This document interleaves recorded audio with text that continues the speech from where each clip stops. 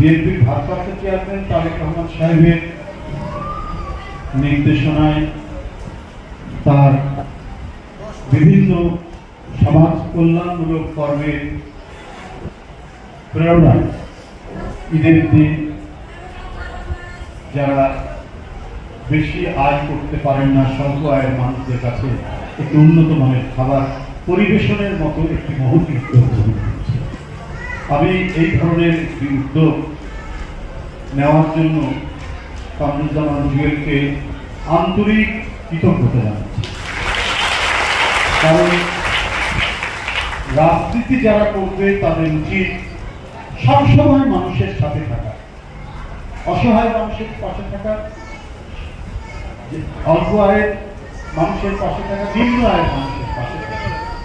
আজকে ঈদের আনন্দ একজন ধনী লোকের সন্তানরা যতটুকু যেভাবে আনন্দ উপভোগ করে, একটা গরিব মানুষের রিক্সাওয়ালার ছেলে, সিএনজিওয়ালার ছেলেটা হয়তো ওইরকম পারে না, কিন্তু তার মধ্যেও ঈদের আনন্দ উপভোগ করার আকাঙ্ক্ষা রয়েছে।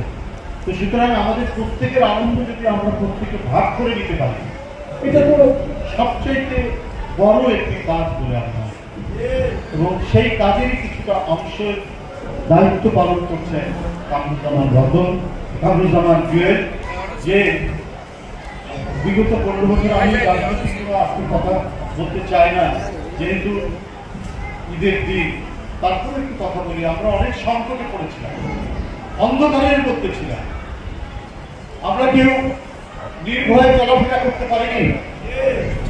আমার বাসাটা ঠিক কয়েকটা বিল্ডিং পরেই আমার বাসা। এই আদালত থানা বসতি আমার বাসার বাড়িতে ডেকে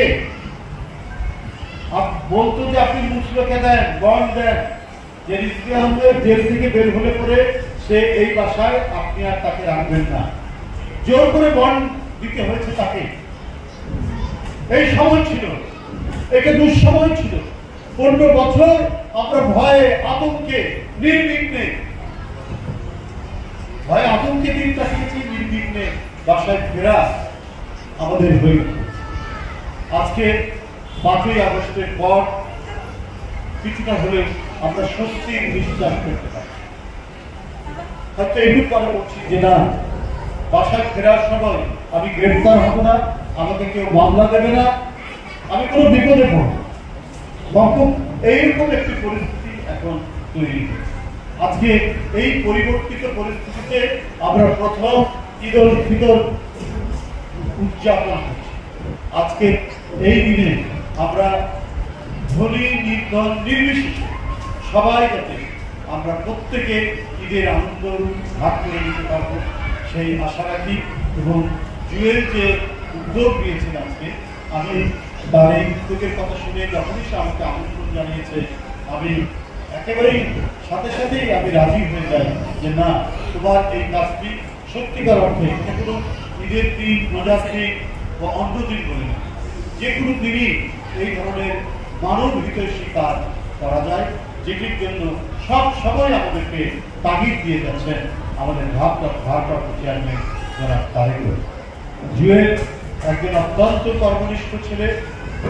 দেশনেত্রী বেগম খালেদা জিয়া যখন কারাগারে, সে অনেক তার মুক্তির জন্য অনেক আন্দোলন করেছে।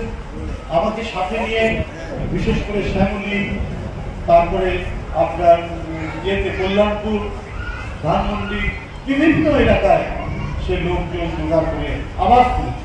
যখন একটা স্লোগান দেওয়াই ছিল বা স্লোগান দেওয়া ছিল অত্যন্ত ভয়ের, তার মধ্যে কামরুজ্জামান জুয়েল আমাদের এই এলাকার একজন বলিষ্ঠ যুবনেতার সন্তান।